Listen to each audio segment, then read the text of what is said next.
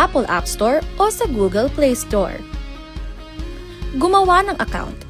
Ilagay ang email address, valid mobile number, pagkatapos ay makakatanggap ka ng one-time code sa iyong email. Gamitin ang code sa eGov app para sa verification ng iyong account at ng mga impormasyong ibinigay. Congratulations! Meron ka ng eGov PH app account. Pwede mo na ma-access ang iba't ibang serbisyo ng gobyerno kabilang ang mga serbisyo sa Bagong Pilipinas Presidential Action Center. Ito ang Presidential Broadcast Service. Radyo Pilipinas. Radyo Publiko Ng Bagong Pilipinas para sa Bagong Pilipino. Naghahatid ng mahahalagang balita at impormasyon na guugnay ng pamahalaan sa sambayanan. Tulay sa himpapawid ng serbisyo publiko. Radyo Pilipinas. Radyo Publiko. Ang boses ng Pangulo. Sa Mega Manila 738. Radyo Pilipinas. Radyo Publiko. Tahanan ng OFW. Handog ng Department of Migrant Workers at Radyo Pilipinas. Radyo Publiko. Programang maghatid ng impormasyon sa mga polisiya, programa at mga hakbang ng DMW para sa kapakanan ng ating mga OFWs at kanilang pamilya. Tahanan ng OFW. Programang hatid ay agarang serbisyo publiko para sa bagong bayani ng bayan, para sa bagong Pilipinas. Tahanan ng OFW ng Department of Migrant Workers. Dito sa Radyo Pilipinas. Radyo Publiko.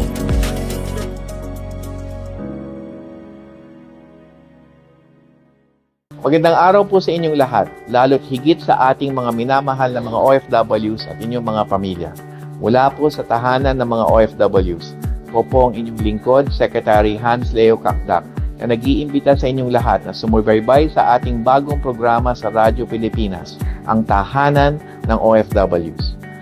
Regular itong masusubaybayan tuwing Huwebes mula alas 3 hanggang alas 4 ng hapon sa Radyo Pilipinas, Radyo Publiko, sa DZRB 738 AM at maging sa Radyo Pilipinas World Service. Ang ating programa ay mapapanood din sa opisyal na Facebook page ng Radyo Pilipinas at ng Department of Migrant Workers. Sama-sama po nating pag-usapan ang mga kwento ng pagsusumikap ng ating mga bagong bayani at alamin ang mga programa at serbisyo na hatid ng DMW sa ating mga OFWs saan mang panig ng mundo. Bukas po ang tahanan ng OFW sa ating lahat. Kaya't halina't tutukan at sama-sama nating ipagmalaki sa mundo ang ating mga bagong bayani sa ating bagong Pilipinas. Maraming salamat po. Ito na naman muli ang tahanan ng OFW. Isang magandang umaga, tanghali at hapon sa ating mga kababayan nating OFW sa amang panig ng mundo. Ngayon, kayo naroroon. Ngayon ay January 29, 2026 at patuloy nating ihatid ang mga balita, serbisyo at programang inilaan para sa ating mga bagong bayani. At magandang umaga, tanghali, hapon at gabi sa ating mga tagapakinig. Sa ngalan ng ating mga kasama sa DMW na sina Asek Kiko de Guzman, si Asek Benny, si Yusek Nikki, ako po muli ang inyong lingkod, Director Charles Tabu. At live po tayong mapapakinggan sa Radyo Pilipinas at mapapanood sa official Facebook page ng Department of Migrant Workers. Kaya panoorin din mamaya ang replay ng ating episode sa RP World Service. Kasama po natin ang napakabait kong partner. Ngayon si Onin, bumati ka naman partner. Magandang hapon, Director Charles, at magandang hapon po sa lahat ng ating mga pakinig. Ako naman po ang inyong lingkod, Onin Miranda ng DMW Strategic and Communication Service para sa ating 51 episode ng Tahanan ng OFW. Ayan po, at katuwang pa rin natin ang Migrant Workers Offices at Regional Offices ng bawat programa at serbisyo dahil hindi yan makakaya ng iisa lamang kundi bayanihan. At sama-sama tayo sa ilalim ng whole of government approach. Di ba pare Koy? Tama po yun. Yes. At marami-rami ating pag-uusapan ngayong araw, pero bago ang ating parauhin, narito muna ang ilang mga good news and updates mula sa ating Balitang DMW. Balitang DMW. Na pagpapaunlad ng serbisyong medical para sa OFWs sa bansa ay sinalubong ng DMW ang pagdating ng bagong medical center chief ng OFW Hospital na si Dr. Servando Sergio DC Simangan. Opo, at opisyal na nagsimula ang kanyang tungkulin parekoy nung January 21, 2026 at si Dr. Simangan na bihasa sa vascular surgery at may higit na 34 na taon, nako, bihasang-bihasa nga, ang karanasan sa National Kidney and Transplant Institute. Yan, at sinabi ni Dr. Simangan na inaasahan niyang may mga pagsubok siyang susungin, ngunit nahanda naman at lalampasan at tinuturing na isang oportunidad para sa pagsilbihan ating mga bagong bayani ng bansa. Maraming salamat po, Director. At sa iba pang mga balita, ipinasara ng Department of Migrant Workers o DMW ang RNT Travel and Tours sa Cavite at dinakipang isang hinihinalang illegal recruiter sa isinagawang entrapment at closure operations sa pangunguna ni Migrant Workers Undersecretary Bernard P. Olalia. Katuwang rito ang PNP CIDG Cavite sa operasyon nitong January 26, 2026 sa Tanza, Cavite. Kaugnay ito ng umaring iligal na pagganap ng trabaho sa mga aplikante bilang hotel cleaner at laundry shop worker sa South Korea na may pangakong sahod na 85,000 pesos hanggang 125,000 pesos kada buwan kapalit ng 80,000 pesos na processing fee. Gumagamit umano ang ahensya ng G1 visa na para sa humanitarian o refugee purposes bilang pantakip sa illegal recruitment. Muling pinalalahanan ng DMW ang publiko na tiyaking lehitimo at otorisado ang recruitment agencies at iwasan ang pagbabayad ng anumang placement o processing fee sa mga hindi rehistradong ahensya. Ayan, at sinalubong ng DMW Officer in Charge at Undersecretary Felicitas Cubay ang 15 Pilipinong seafarers na na-rescue mula sa Singapore flag bulk carrier MV Devon Bay na tumaob noong January 2022 ngayong taong ito sa hilaga ng Baho de Masinloc. Nasa maayos at stable ng kondisyon ng mga seafarers. Salamat naman, no? Nasa stable na sila. At habang tinatanggap din ng DMW at OWA ang mga labi ng 2 tripulante na nasawi. Kami po ay nakikirami po sa pamilya. At 4 pang tripulante ang patuloy na nawawala. Pero personal na sinalubong ang mga survivors na sakay ng BRP Teresa Magbanwa sa tulong ng Philippine Coast Guard. At nagpapatuloy ang search and rescue operations para sa mga nawawalang tripulante. Alinsulod sa direktibo ng ating Pangulong Ferdinand R. Marcos Jr. Samantala, ating bigyan daan ang may mensahe mula sa ating OFW mula sa Riyadh na si Oliver Cayetano na nag-avail ng serbisyo ng pamahalaan sa isinagawang bagong bayani ng Mundo OFW Serbisyo Caravan sa Riyadh noong November 13, 2025. Narito po, pakinggan natin.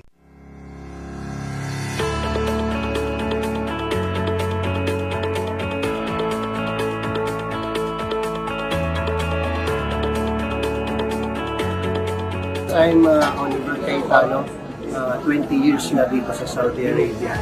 And nangyari na yung request ko sa town hall meetings ng DMW dito sa Riyadh.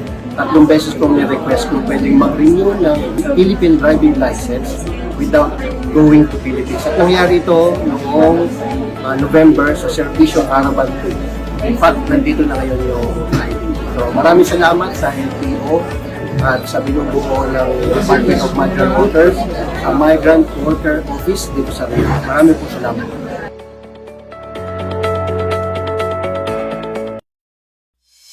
Kaagapay mo, saan ka man sa mundo.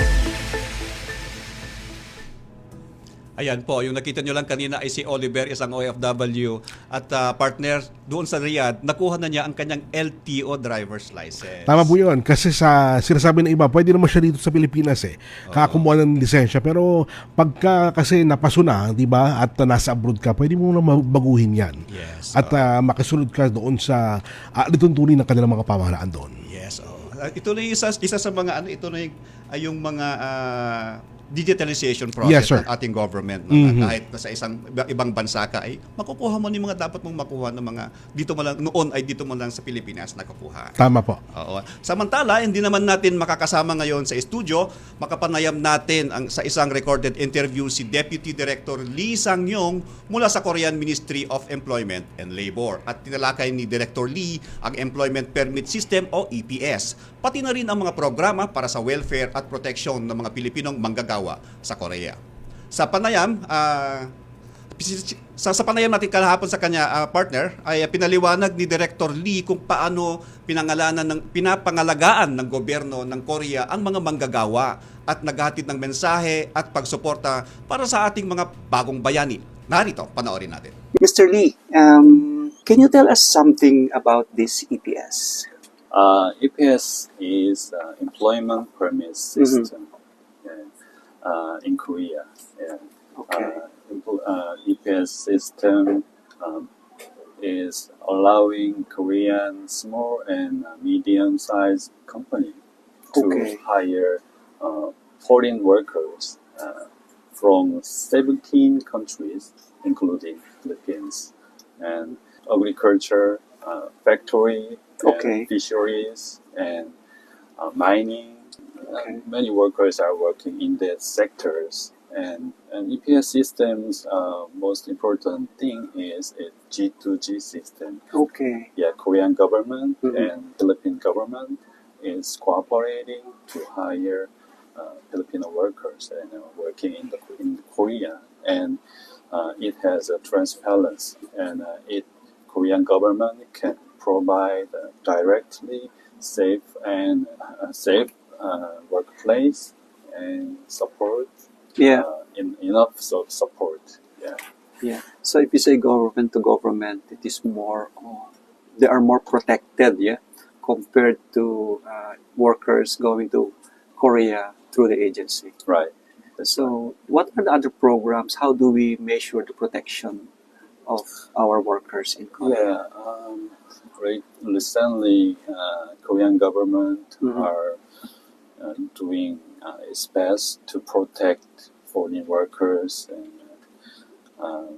there are three parts. One part is we are increasing our institute for foreign workers. Okay. Yeah, we are operating 28 employment center, which can provide proper counseling. And we will provide more Korean Mhm. language institute.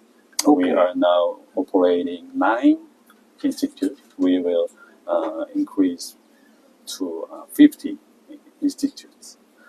And then we are related to local government. So 9 center is operating with jointly operated with local government. It is also provide bilingual Yeah. counseling Mhm. and bilingual service to foreign workers. Yeah, that's good to hear. Yeah, So in the future, you still have plans to increase this number of institutes. Yeah, right.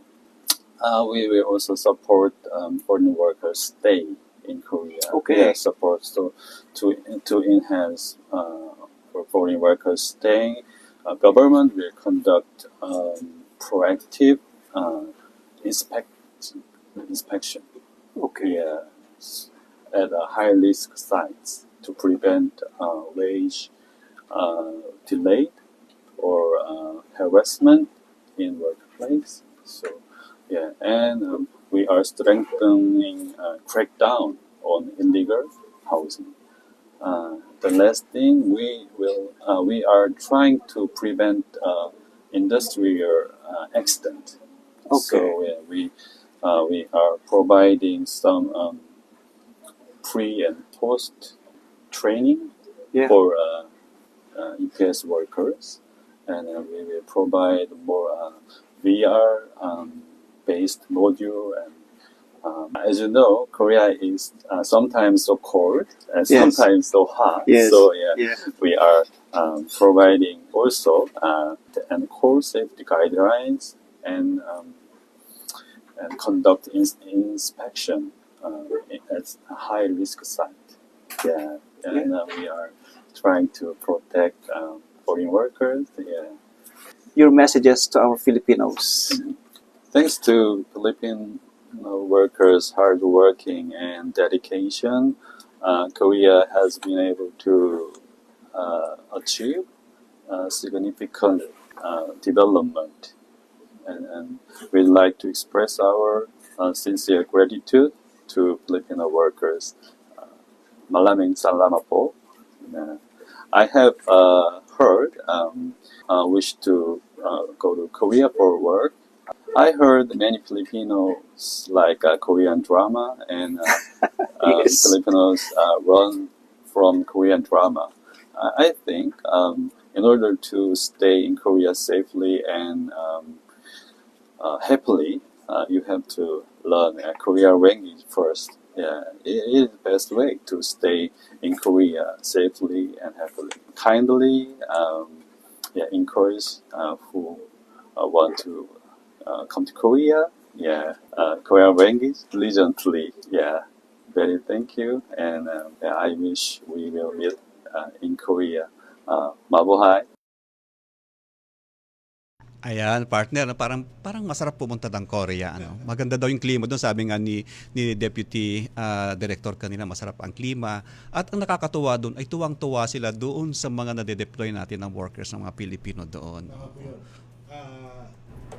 Una sa lahat, dapat matuto siguro ang mga Pilipino ng salitang Korea dahil sa pamamagitan ng pag-aaral ng Korean language na papatagal pa at na giging masaya ang pananatili ng isang Pilipino roon dahil sa nakukuha niya ng kultura at gawi ng ating mga kaibigan ng mga Koreans, di po ba?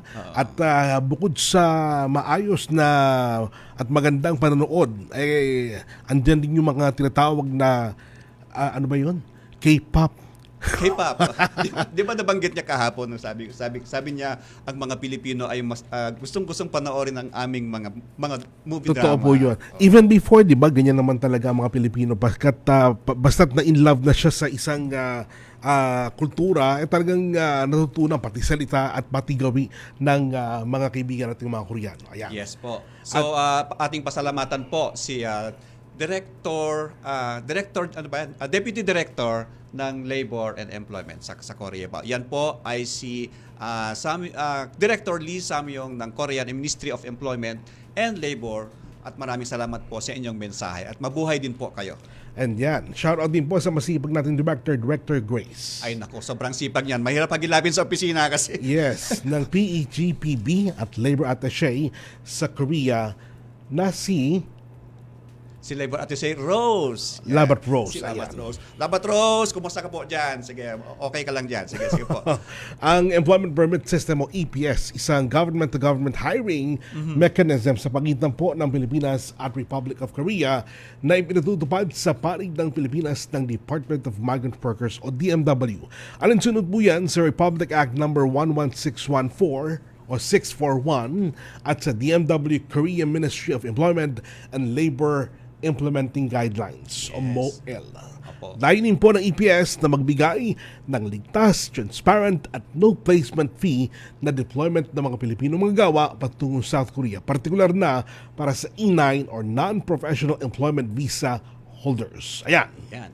At sa ilalim ng EPS, ang mga Pilipinong manggagawa ay maaring ma-deploy sa mga sumusunod na sektor sa Korea gaya sa manufacturing, construction, agriculture at livestock, at fishery. At pagtanggap ng mga manggagawa ay hindi sa pamamagitan ng private recruitment. Ulitin natin, hindi ito sa private recruitment agencies upang maiwasan ang illegal recruitment at contract substitution. Kaya maganda talaga yung programa ng government to government. Tama po. Kasi wala kang nababayaran gaano. Yes. At isa pa dyan, protektado yung ating mga workers. Tama po yun. At, kasi dalawang gobyerno ang nakatingin sa'yo. Tama po. At babantayan din ng pagtupad ng tungkulin ng Korea at ng Pilipinas sa pamamagitan ng pagsisiguro na ang ligtas ang ating mga manggagawa Pilipino dyan po sa abroad, particular po sa Korea. Yes. At mapapanood po natin, narito naman ng isang kababayang aplikante para sa employment permit system. Panoorin natin.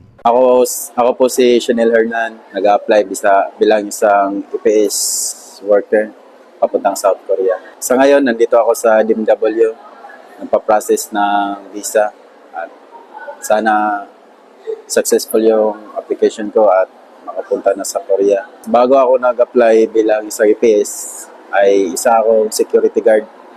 Tapos minto ako sa pagtatrabaho kasi nga nag-focus ako sa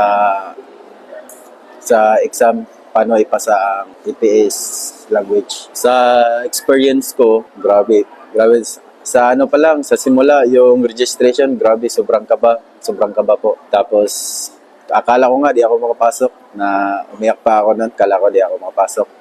Tapos yun nga, sa sobrang dami namin, na nakapasok naman. Kaya thankful ako kay Lord. Tsaka, yung sa exam na, grabe yung struggle din, kasi sa Mindanao pa ako, laluwas pa ako dito sa Manila. Nga, problema sa gastos, pero buti tinulungan ako ng kapatid ko. Tapos napasa ko naman. Tapos yun nga, na-hire ako nung December 24, Pasko. Yeah, I'm thankful talaga ako. Grabe. Sobrang saya. Ang mapapayo ko lang sa inyo is, go lang, push nyo lang yan. Makakaya nyo rin. Hindi madali ang lahat, pero pag ginawa mo, may progress naman. May resulta. Kaya push nyo lang yan. Ipasa nyo lahat, gawin nyo lahat, makakaya. Nagpapasalamat ako sa DMW Korean government kasi ito ay malaking tulong sa amin, especially sa akin na first-timer mag-abroad. At saka yung pag-conduct nila ng mga proseso ay goods, walang problema. Yun nga lang, kung aplikante, tsaga-tsaga lang at kunting pasensya, wala namang problema. Mga kaibigan, si Shinel Hernan, dating gwardiya po sa Zamboanga del Norte, kung saan isa sa mga nakapasa sa unang batch out of 10 applicants. Kamakailan lamang po. Shoutout sa kayo, kabayan. Congratulations at naway magtuloy-tuloy ang pagdating ng magandang oportunidad sa iyo handog ng DMW PEGPB. Yes, at dahil po sa mahalagang kolaborasyon at partnership na yan ay tuloy-tuloy ang pagpoproseso ng mga dokumento at mga kababayan natin first-timer o balik manggagawa para sa kanilang EPS employment. At may ilang paalala lamang po at sa aming pagbabalik, kwento ng Pag-asa at Kalinga ang inyong mapapakinggan. Manatiling nakatutok lamang dito sa tahanan ng OFW. Magandang araw, si Dingdong Dantes po ito. Basta sinabing Pilipinas, isa sa una nating naiisip ay ang magagandang beach sa ating bansa. Andyan ang Boracay, El Nido, Panglao, nako, nakakamiss tuloy ang dagat. Pero what if habang nasa dagat ka, biglang lumindol ng malakas na halos hindi ka na makatayo. Tapos, biglang umurong ang tubig ng dagat na parabang napakabilis na nag-low tide. Tapos maya-maya pa may narinig kang kakaibang tunog na parabang may papalapit na malaking alon sa'yo. Hep, alam ko nakakapanik. Pero, lumikas ka na agad at tumakbo sa mataas na lugar o papalayo sa dagat. Dahil, kapag naranasan mo ang mga senyales na ito, ibig sabihin, may paparating na tsunami sa lugar nyo. #panatag ang may alam.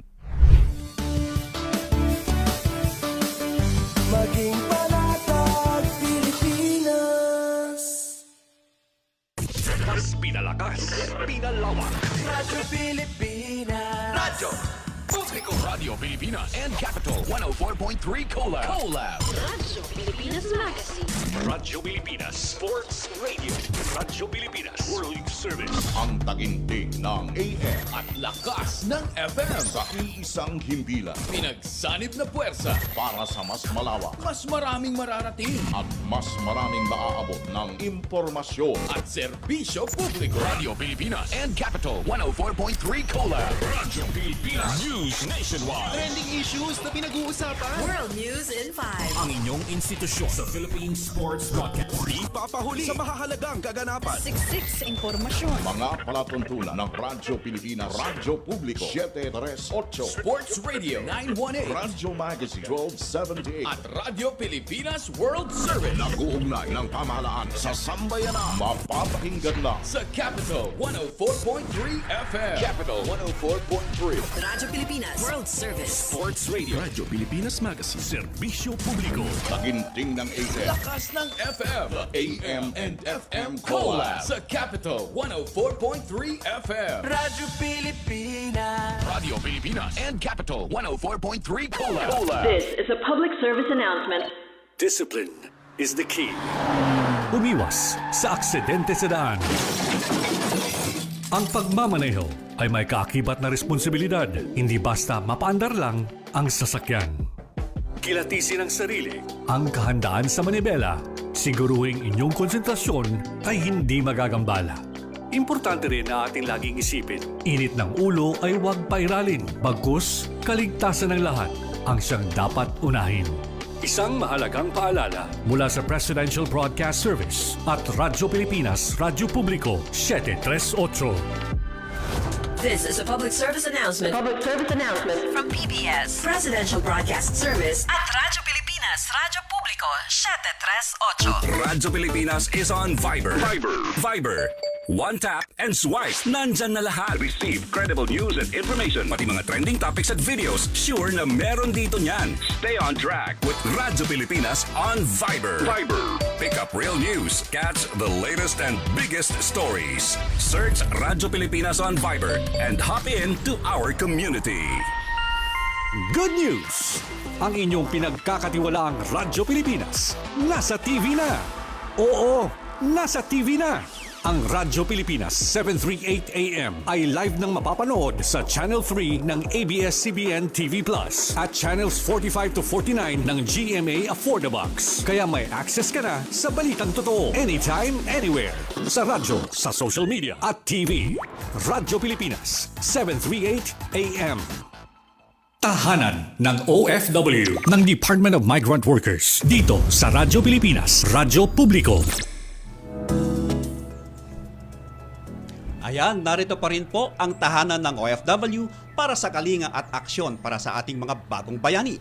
Para sa kalinga at aksyon, panoorin naman natin ang panayam.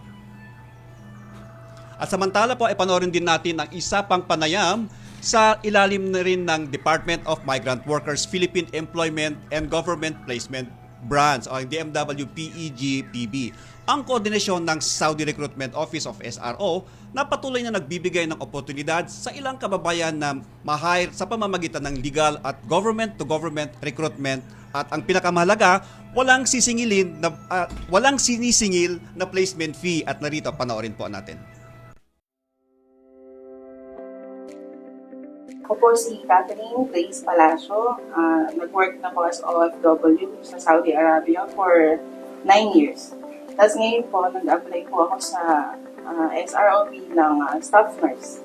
I'm Isis Arastan po, OFW sa Saudi Arabia for mag-10 years na po.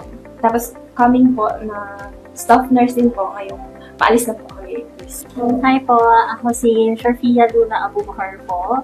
A first-time OFW worker po. Nag-apply dito when I saw the post from DMW Facebook page po. Umuwi po ako nitong April. So, syempre po maghahanap po ako ng papasukan. Tapos nalaman ko nga po from DMW website saka po sa mismong SRO Facebook page po nila na may hire po last May. Syempre po excited to apply ulit.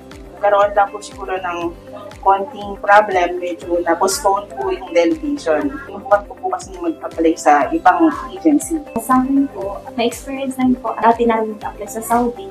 Mabilis po kasi ang process dito at smooth po siya. Wala kang nagiging problem.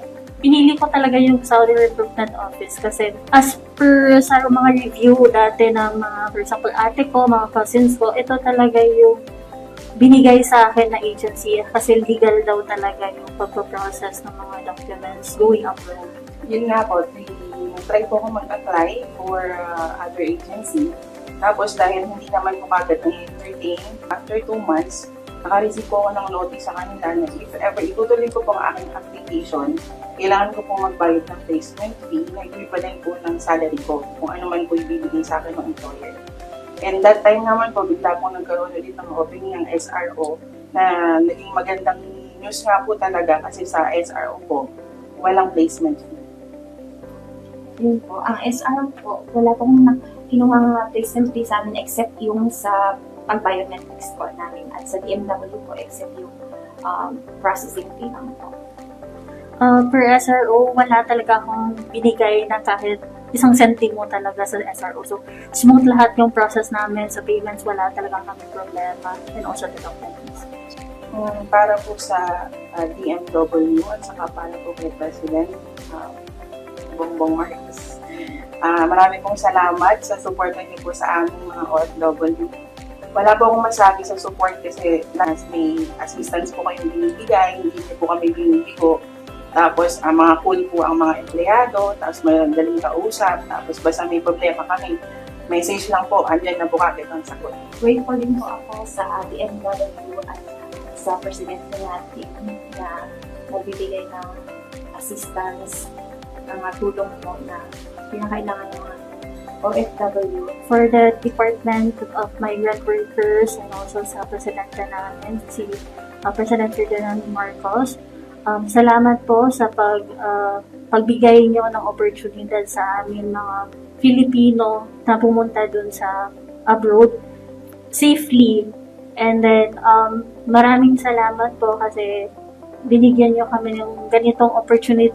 As a first-timer, hindi ako nabahala, hindi ako natakot because I know na safe talaga kami makapunta doon. Bali po sa mga nagbabalak dyan na umalis, huwag po kayong matakot. Dahil hindi po talaga siya nakakatakot, safe na safe po siya. At saka masasabi niyo po talagang legal ang lahat ng proseso. Yung advantage po ng DMW accredited mga agencies, secured po at sigurado po na safe yung lahat ng process. Government. As a first-timer po talaga, yung masasabi ko lang talaga is protektado po talaga tayong lahat. Wala tayong kabahala. Yun lang po talaga. Yun lang po sa lahat po ng support niyo sa amin, sa lahat ng hinigay niyo po sa amin patience pagka makulit na kami. Salamat po. O sa mga DMW officers po, salamat po kasi smooth po talaga yung process namin. Walang aberyang na nangyari. Thank you po. Maraming salamat at binabati po natin si Aiza Sarastal, Catherine Grace Palacio at Sharfia Abubakar, mga hard nurses po sa mapagitan ng Saudi Recruitment Office. Ayan, ano po ba yung kahalagahan ng pagdaan sa legal na proseso at legal recruitment agency? Ayan, kailangan talaga dumaan ka sa DMW para ikaw ay hindi para siguradong legal ang iyong pagpunta sa ibang bansa. Protektado ka. Kung diyan ka man sa ibang bansa at meron kang yung sa mga SR dadaan pa rin yan sa DMW. Sa DMW talagang i-check lahat. Merong mga pamantayan yan, no? Para siguradong protektado po ang ating mga workers saan man silang sulok ng mundo. Alright, naku. Yan po at ang dagdag lang po natin sa Balikbayan Box. Naku, medyo mainit na usapin po ang Balikbayan Box po. Kasi sa ngayon po ay meron tayong doon sa pag-anunsyo po sa partnership ng BOC at ng Department of Migrant Workers po ay very soon po ay magde-deliver na po ang sa pag between BMW and BOC po ay magde-deliver na yan nung mga Balikbayan Boxes na halos tumagal ng 3 taon ito, partner, no? 3 taon itong partner ito. Pero ang yung mga iba na nagtatanong, lalo na sa mga nagtatanong sa DMW kung nandyan na po yung Balikbayan Boxes po, sumulat lang po kayo sa loc@dmw.gov.ph o tumawag din po kayo sa 1348. Huwag nyo lang pong kalimutan na ibigay yung inyong pangalan at po yung yung AW bill ng nung inyong mga bagahe. So merong mga resibo po 'yan at ma-check po namin kung yung mga bagahe nyo po ay donate na po sa amin at masasabi po namin kung kailan po ang delivery nito. Ayan. At pag-usapan po natin susunod itong OFW Pass Campaign na tinatawag po natin. Yes. At sa mga makikitan po niya, mga kaibigan, makaparin po natin live dito sa ating studio si Undersecretary Dominic Rubia Tutay. Yusek Nikki, magandang araw po. Magandang hapon po, Yusek. Ay, magandang hapon, Onin and Dear Charles at sa lahat po ng ating mga taga-subaybay sa inyong programa. Ayan, ano po ba itong tinatawag nating OFW Pass Campaign? Tama po. Siguro narinig nyo na rin yung Goodbye OEC, Hello Yes. OFW Pass. So ang OFW Pass ay ang bagong digital exit clearance ng Department of Migrant Workers. Ito ay mas mabilis, mas simple at mas ligtas po para sa ating mga kababayan. Para ito sa mga balik manggagawa na may active at valid employment contract at babalik sa parehong employer at job site. So tandaan nyo po yun.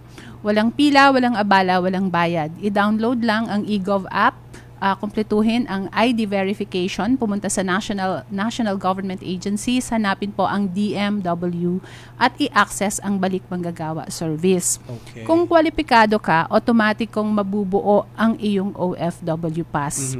At ito po ay patuloy ang koordinasyon at kolaborasyon po natin sa ilalim po ng whole of government approach ng ating mga partner agencies tulad na lamang po ng DICT at ng Bureau of Immigration at maging ng mga airline industry. So more announcement po kasi marami po tayong naririnig na reklamo. Naririnig po natin, nababasa po natin ang inyong mga comments regarding po doon sa hindi pa nabe-verify yung OFW Pass, but we're working towards e-verification of the OFW Pass po with the airline industry. Para sa karagdagang impormasyon, huwag kayong magsasawang subaybayan ang mga OFW Pass campaign ng ating official Facebook page sa website po ng DMW. Maraming salamat po. Ayusek, karagdagan lang po, pag mayroong sila mga questions, saan po sila tatawag po? Okay, maaari naman po silang tumawag mismo sa ating Management Information Technology Service. Okay. Or kaya sa hotline po natin. Yan naman po ay meron tayong mga contact center agents na maaari pong tumugon sa kanilang mga katanungan. Ayun. Basta tandaan po lamang, ma'am, kung kayo ay balik manggagawa at same employer, same job site. Ayan. Hindi na kailangan pumila pa kung saan. Hindi na po. At eto po, sana kasi may sinasabi na kailangan pa ng printout. Hindi na rin po kailangan, but we endeavor na kahit yung nasa eGov app nila ay pwede na nilang ma-download at ma-print na rin kung kinakailangan talaga. Kasi minsan yung printout nagiging security blanket na rin ng ating mga OFWs o kaya nung magre-receive or mag-assist po sa kanila doon sa airline counter. Pati aeroplano pala na. Kasi ginagamit po nila ito para sila ay makatanggap ng kanilang reimbursement. Yung 550 pesos. No, it's more than that now. I think it's 900 or 950. So malaking bagay din po ito para sa ating mga OFWs po. So yung OFW Pass, kaya natin ginagamitin ng e-verify ngayon, which we are testing sa airport na mismo para diretso na po, seamless na rin po yung pag-reimburse po nila ng kanilang tawag doon, yung kanilang 950 na terminal fee. Ayun. Yes. Ayan. Digital na, ma'am. Kaya talagang wala nang problema. Ito sa ma'am, ito ma'am sa sa adhikain ng DMW, ang digitalization. Yes. Yan. Ma'am, maraming po salamat ha, at kahit na paano ay napaunlakan mo ang maiksing panayam namin sa inyo sa oras na ito. Oo. Kaya huwag kalimutang i-monitor ang status ng inyong pass. Kapag ito daw partner ay gray, hindi pa generated o voided ito. At kapag ito ay green, active na siya. At kung blue, ay gamit na siya or used na siya. At kung amber, ay expiring soon. Pag red, ay expired na yun. Expired na, ayan.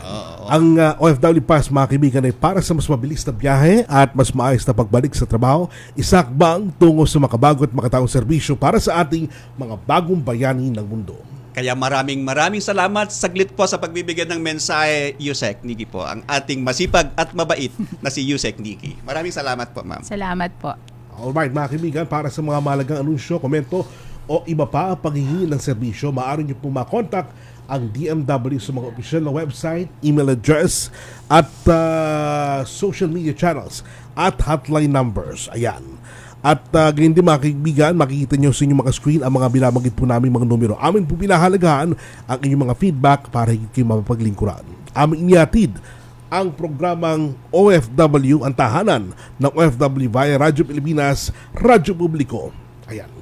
Po. At bago tayo magtapos, pare ko, gusto na nating paalalahanan ng ating mga kababayan dyan. Kapag kayo ay may nag-offer dyan ng, sabi natin, good to be true, napakataas na sweldo, ay wala ng experience, kahit daw mabilis ang proseso, ay medyo huminahon tayo ng konti. Mag-check po tayo, tumawag po tayo sa DMW para po tayo ay mabibigyan ng guide, no, kung tama ba itong ina-applyan natin na trabaho. Meron pa, sir, di ba, na mga hinihinging processing fee, iba pa na dapat bayaran ng ating mga OFW. Pagka ang processing fee ay lumalagpas na isang buwang sweldo, parang alanganin na po yun, di ba? Dapat na ikaw ay maging mapagmatyag sapagkat yung ganyang mga sobrang laki na mas malaki pa sa magiging sweldo mo, ang babayaran mo, ay mag-isip-isip ka na. Yes. So, andyan po, 1348. Lagi po ang pinapalanan. Tumawag lang po kayo sa amin po, 24/7. Meron po tayong 24/7 na hotline dito sa sa DMW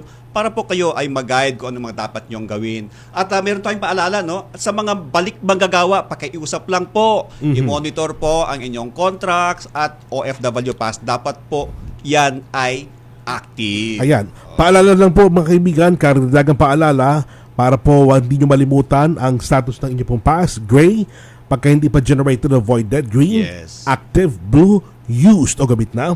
Amber, expiring soon. At red, expired. Ayan. Ayan po. So, yun mga papaalala natin, no? Lagi na rin i-check. Hindi po porket meron na tayong digitalized na po, nandiyan na po yung natin, kailangan pa rin natin i-monitor din Tama yan. po yan. Opo.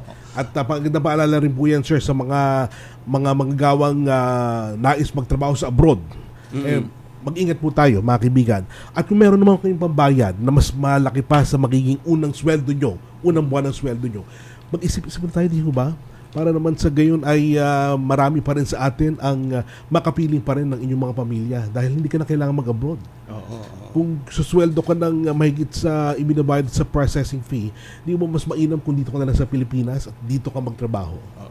At meron tayong binubuo na mga bagong programa nitong season 3 na tayo, no? Hindi natin alam, pangatlong taon na tayo. Mukhang magfa-Friday tayo eh.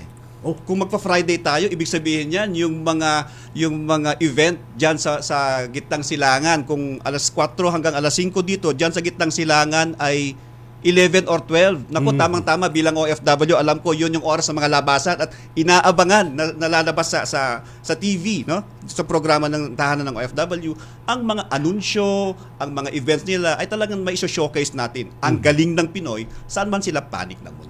Ayan, full package po tayo every Friday, kaya abangan niyo po yan, mga kaibigan. Yes, opo. Alright.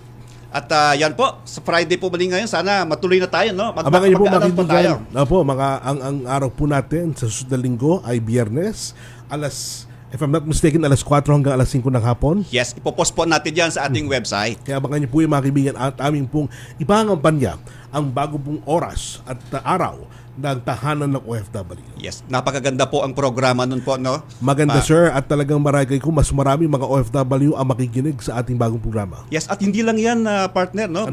Sabi kanina ni Director General Dindo Amparo na may dagdag na pwede tayong mapakinggan eh. Hindi ko lang makuha, no? So ilalagay natin diyan sa ating anunsyo later. So dagdag dagdag platform kung saan tayo mapapanood, mapapakinggan. At ang isang maganda doon, sa Friday, isasama natin doon yung mga announcement.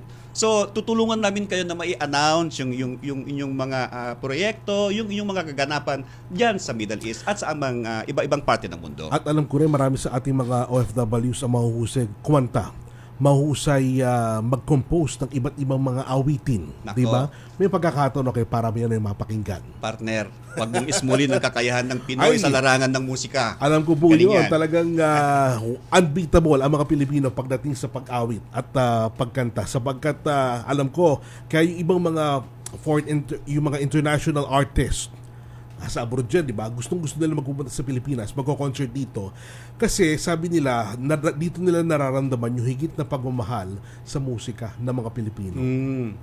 Dahil mas alam pa, mas kabisado pa ng mga Pilipino kanilang awitin kaysa kanila. Oo. Naku, masarap pa sanang magbalitaktakan pa tayo, para kaso nauubusan na tayo ng oras. Ayan.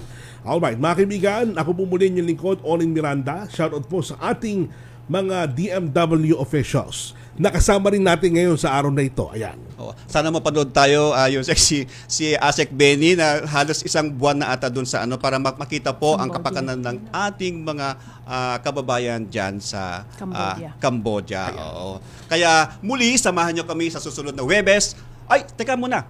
Sa bakas Biyernes na tayo samahan niyo kami sa susunod na Biyernes at 4 to 5, pero ipopost po natin 4 to 5 ng hapon. Kaya at Ako po ang inyong lingkod, Director Charles Tabu ng Land-Based OFW Concern. Abangan ang susunod na episode na may makabulang talakayan para sa ating mga bagong bayaning OFW. Kaya kita-kita tayo uli dito lamang sa nag-iisang paborito niyong programa, ang Tahanan ng OFW.